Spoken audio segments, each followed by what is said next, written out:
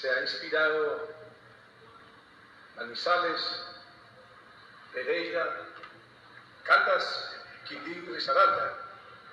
Aquí hicieron presencia, usted lo sabe muy bien, doctor Óscar Arango, nada más y nada menos que un paisano mío, que fue jefe político eterno, Camilo Mejía Duque, el negro Camilo. Cuento algunas historias de él, pero no quiero, pues, porque entonces no cuento la historia. Luis Carlos Villegas y Abel Villegas, su padre, César Mejía Duque y Juvenal Mejía Córdoba, Vacabrava, decían Vacabrava. Entonces, para mí es un honor estar para mí, la capital del eje cafetero, es Contralor de Manizales, doctor Alipio Mendieta y amigos que nos acompañan. Muchas gracias. Entonces, antes de mi presentación, qué honor para mí que con el doctor Óscar Arango, como secretario de Cultura del Departamento de Caldas y consejero nacional de Cultura, trabajamos con la UNESCO en el paisaje cultural cafetero. Se presentaban inmensas dificultades y fue el doctor Óscar Arango pionero con Fabio Cardona en Manizales, con la Comité de Cafeteros, con los 4 departamentos, Caldas, Quindío, Risaralda y el norte del departamento del Valle. Estamos con una autoridad, porque gracias a usted, y un aplauso para el doctor Óscar Arango, el paisaje cultural cafetero es uno de los logros que tiene hoy el doctor Luis Arturo Arroyave, y gracias también por su convocatoria y Yasmín, gran líder social de Pereira.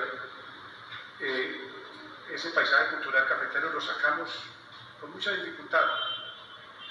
Recuerdo que con Saturnino Caicedo, secretario de Cultura del Valle, la doctora Sierra, no recuerdo quién era el de Risaralda, en esa época, hoy ese paisaje, Alfonso Gutiérrez, paisaje cultural, fue una gran apuesta de los departamentos con alma mater, que se la ha jugado por la educación no solo de Pereira, sino de todo el eje cafetero. Para mí es un honor que la presentación de mi libro, Hoy Éxito, recorro ya el 8º departamento, 25 universidades, 17 ONGs, presentando este libro que en la Filbo, el año pasado, me presentó el señor canciller. No sabía que iba a ser canciller, cosas de la vida, doctor Osorio, el doctor Álvaro Leiva, un hermano del alma y hoy canciller de Colombia, y es un homenaje a él y a Luis Carlos Galán esta obra. Y Franco Vincenti, quien era el delegado de Naciones Unidas en los gobiernos de Andrés Pastrana, Daniel García Peña, alto comisionado para la paz, José Gregorio Hernández Galindo, el representante de las fuerzas militares ante la Jurisdicción Especial para la Paz. Doctor Arango, lo dejo para la presentación de mi obra. Muchas gracias y es un honor para mí. Buenas noches. Las reflexiones que nosotros encontramos acá en este texto, de la paz silenciosa a la voz silenciada, de Galán a Leiva, historias por contar. Esas reflexiones, digo, son un buen pretexto para que pudiéramos conversar acá sobre la historia política del país en los últimos 30 años y en particular de la historia política en modo de construcción de paz. Todos podríamos identificar claramente grandes hitos, grandes episodios, pero igualmente todos podríamos reconocer grandes procesos que están relatados aquí y analizados en este libro. Creo que el esfuerzo que se ha hecho es un esfuerzo considerable para identificar los principales antecedentes de la construcción de los acuerdos de paz entre las FARC, EP y el gobierno nacional, pero de la misma manera esfuerzos que se han hecho y que han resultado fallidos lo cual nos confirma una vez más las dificultades, los desafíos y los esfuerzos que toca hacer para mantener viva la llama de la paz. Aquí encontramos nosotros en este libro un recorrido por la historia política del Frente Nacional. Creo que todos podríamos reconocer e identificar el Frente Nacional también a su manera como un acuerdo de paz, porque fue un acuerdo político entre Alberto Lleras y ni más ni menos que Laureano Gómez, porque Laureano Gómez era lo que hoy podríamos denominar la extrema derecha, y eso yo creo que habría que admitirlo y habría que reconocerlo. Pero después esfuerzos que están aquí contados y que tomó bajo su bandera el presidente Belisario Betancur. Sorprendente que el presidente Belisario Betancur hubiera avanzado de manera tan importante, tan significativa en la preparación de acuerdos con las FARC en aquella época. Y más adelante el presidente Barco, ustedes lo recordarán, el presidente Barco, pues con él salieron adelante iniciativas con varias organizaciones guerrilleras que después, bajo la presidencia de César Gaviria, lograron cristalizar. Es decir, me estoy refiriendo a las iniciativas de paz con el M-19, con el EPL, con el Grupo Revolucionario, Partido Revolucionario de los Trabajadores, con la organización indígena armada Quintín Lame, y con todos ellos se suscribieron acuerdos de paz y hubo desarme. Creo que eso también habría que reconocerlo y admitirlo como parte de los antecedentes. Bueno, y para no extenderme ahí en ese tema, yo quiero identificar que en el libro ustedes podrán encontrar un relato, un análisis muy serio, muy profundo de lo que fue el proceso de negociación con las FARC.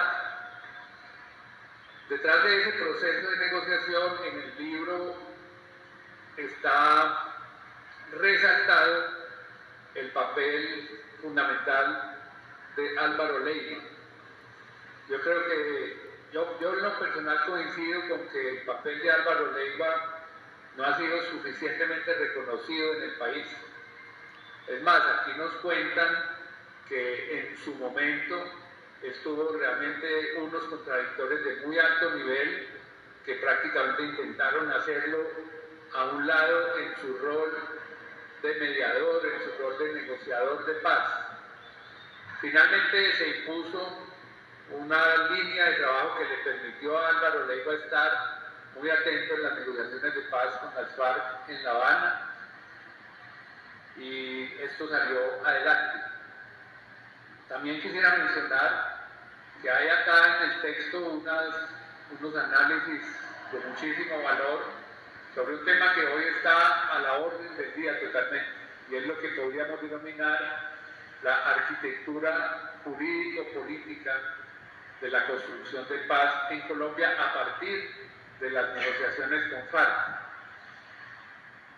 Es decir, ese sistema integral de verdad, justicia, reparación y no repetición, que fue lo que se firmó como parte fundamental del acuerdo de paz y que ahora hace parte integrante del bloque de constitucionalidad, pues está aquí presentado de una manera muy interesante, muy amigable y muy útil, porque hoy la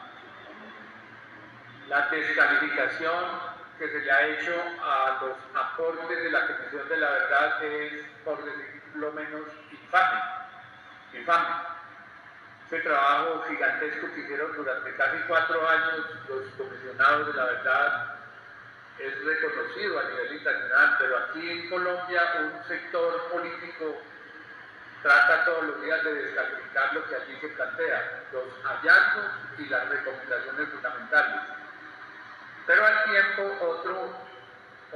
otro eslabón fundamental de ese sistema que es la justicia, la Jurisdicción Especial para la Paz, la JEP.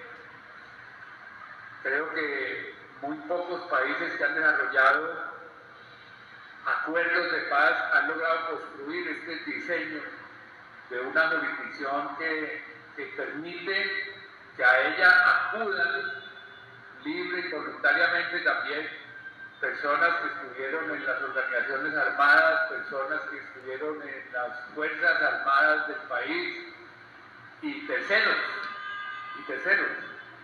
Y lo que se ha hecho en todo este tiempo, en todo este transcurrir, yo creo que aquí en este texto encontramos buenos argumentos para entender por qué hoy la JEP está en el rol, está cumpliendo el rol que todos podríamos comprender.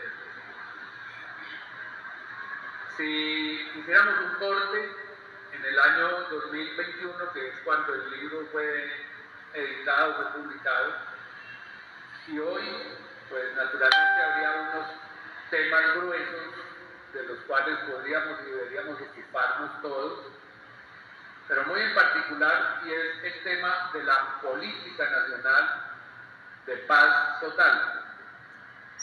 Los que busquemos entender en profundidad cuáles son los principales antecedentes de esa política de paz total, yo creo que aquí en el libro del doctor Rosas encontraríamos muchos y muy importantes argumentos.